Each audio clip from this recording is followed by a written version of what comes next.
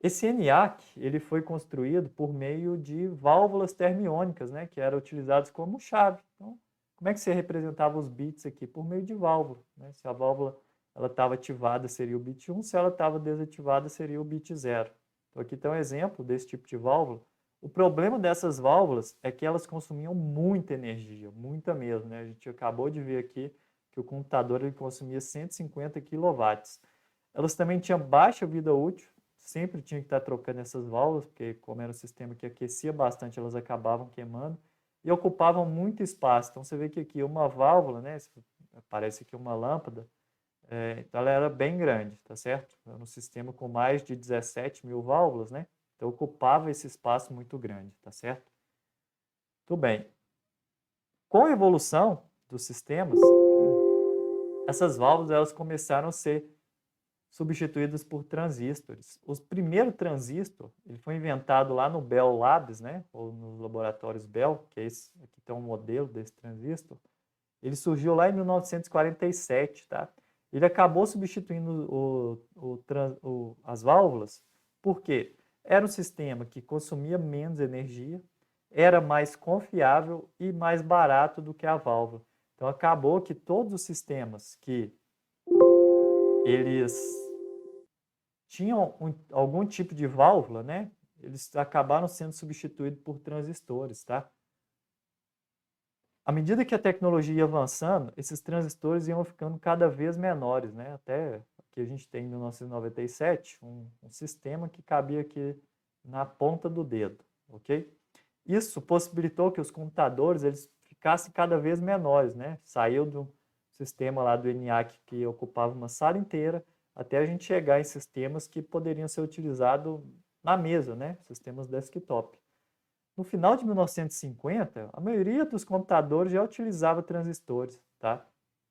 E esses computadores, eles poderiam ser produzidos de forma idêntica, então você tinha produção em massa desses sistemas, né? E mesmo nessa época, apesar deles custarem milhões de dólares, eles já eram utilizados em grandes empresas, principalmente para fazer, calcular folha de pagamento e para controlar processos industriais, né? Que envolve aqui sistemas matemáticos e cálculos de integral, derivados e assim por diante, tá certo? Então utilizava-se computadores para isso.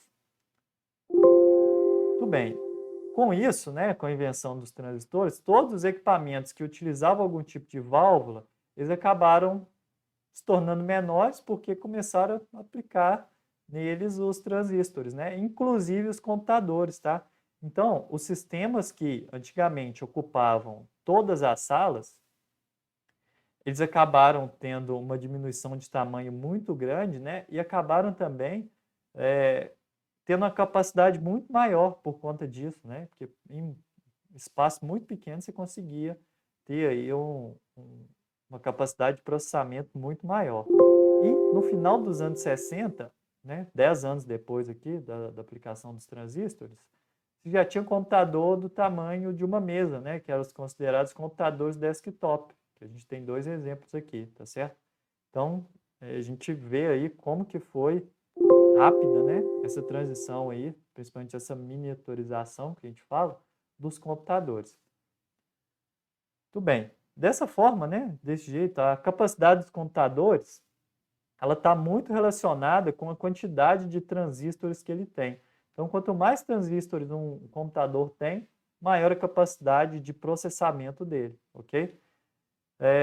Então, a partir disso, quanto menor e mais transistores, melhores os computadores, né? E uma coisa que ajudou bastante nessa questão do desempenho dos computadores foi essa miniaturização dos componentes, né?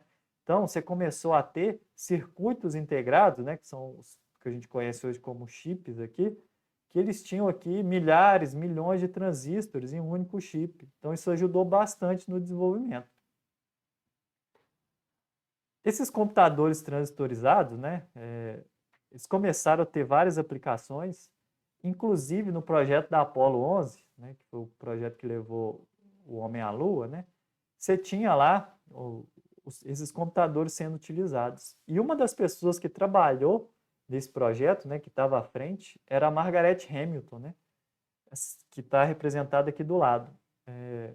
Ela foi diretora de engenharia de software, responsável pelo projeto que ele foi chamado de Apollo Guidance Computer, ou seja, era o computador que calculava e fazia, né, comandava a trajetória do Apollo 11. Inclusive, o pouso na Lua só foi possível por conta desse código aqui da Margaret Hamilton.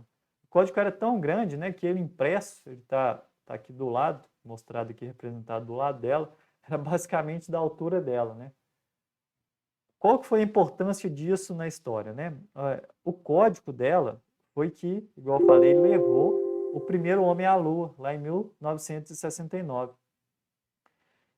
Isso foi um marco tão grande, né, que na época do Barack Obama, né, quando o Barack Obama ele foi presidente, ele chegou a dar uma medalha de honra por conta desse trabalho da Margaret Hamilton. Tá? Então ela ganhou essa medalha aí, que é uma das honrarias máximas lá dos Estados Unidos, por conta do trabalho aí no projeto Apollo.